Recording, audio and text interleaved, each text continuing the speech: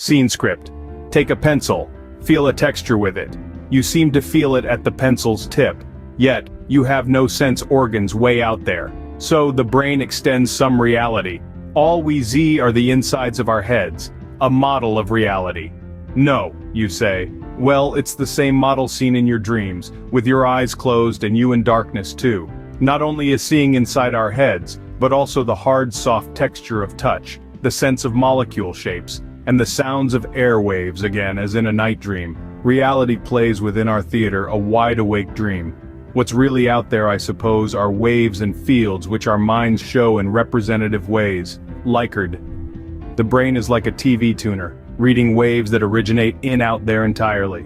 Hard reality is usefully represented, similar to our dreams that seem so real.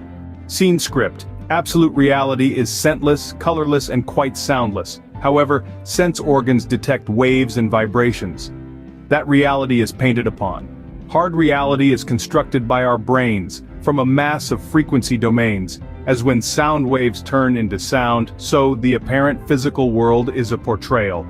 A full virtual reality can be enjoyed and directed in lucid dreams, where one can do anything at all without injury or penalty, with real feel. A simple four-way lookup senses taste by degrees of bitter, salt, sweet, and sour. And likewise done, the three-way colors, plus 10-plus-way facial recognition. Brains have parallel processors for form, texture, color, and depth, and a quick one for motion detection, which all combine later as what we see in unity.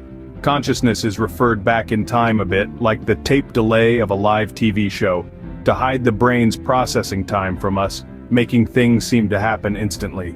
The now is 10/44ths of a second long, the frequency at which events appear over the horizon of consciousness, the succession of which gives us the view of time passing. Do you control your thoughts, or do your thoughts control you? Could you, silly as might seem, just be falling hook and line for your thoughts? Think deep. Thoughts may tell you the answer. We fall for our thoughts, hook, line, and sinker. Conditioned responses, reflexes, or overwhelming emotions, spurious or ancient, planted by evolution or unbalanced. The brain's decisions are determined by memories, associations, and learned behaviors right up to the instant. So, our decisions are predetermined. The free, in free will, has no real meaning unless we take it to mean random, that the will depends on nothing but dice rolls. What good would be such a brain anyway? Can you start or stop your thoughts? In other words, can you will that which does the willing? Try it. Oops, a surprise thought just came from the blue.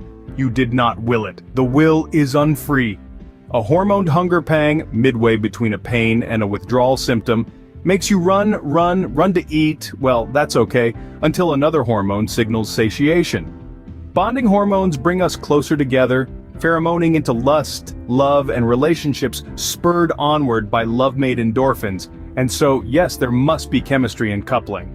The mind is perhaps many little minds, each a simpleton awaiting control, such as when we eat, socialize, or fight, none of them very complex at all.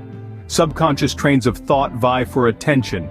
The dueling choirs compete for first place in the mind's eye, consciousness, to produce future, for this is the main task of thought. The brain, with its 100 billion nerve cells, does all of our decision analysis, only making its results known at the last to the brain's highest level consciousness. People act robot-like when they know not the why of what they do, for decisions are made blind by brain networks, just before they're presented to us in consciousness.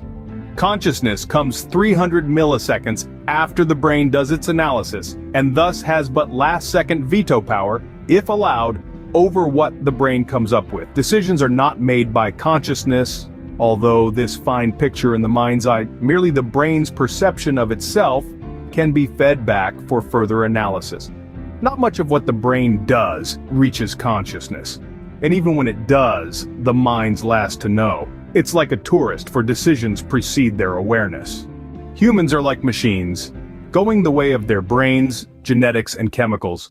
But you, learning these secrets, rise above, and at least know that you are a machine. We're all robots, but no one notices.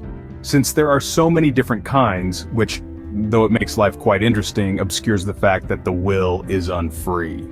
First-level people have beliefs and desires, but second-level people have beliefs and desires about their beliefs and desires, becoming able spectators of themselves. Although our decisions of the instant are fully determined and are therefore not free, we may happen to learn new things and make choices tomorrow that we wouldn't make today. Everyone's wired differently, having their own private but valid perceptions due to genes, learning, and mental health. So each person is right to do what essay he does. Yes, robots we are, so therefore major changes like intro to extroversion, probably even hardwired, get harder as one grows older, perhaps impossible. Since personality is mostly genes and the rest is hardwired learned behavior, we can't expect to change others big time, so don't bother. We can still avoid them. More and more the myths of past ignorances give way to the solutions of science. For example, a person's life force and basic traits are her genetic blueprint. Life's still emotionally primitive. Negative feedback mechanisms in the central nervous system, some useless, still send thousands of years old messages. Emotions are but molecular events, some forced upon us all like jealousy, and some others like aggression born from low serotonin, not from the devil. Low serotonin stems from genetics, stress, lack of exercise, or the wrong foods and can cause anger, anxiety, and depression, even bad behaviors, crimes. Since the aggressive urges leading to sins are not caused by the evil, the sinners are not to blame, although we still have to lock up the violent ones to protect ourselves. Prolonged coercive job stress can damage the immune system and brain transmitters, and cause associated time stresses, sleep deprivation, and social problems. Sleep deprivation can cause accidents, immune system damage, and subsequent poor physical mental health, as well as memory loss, so get your 8 hours in.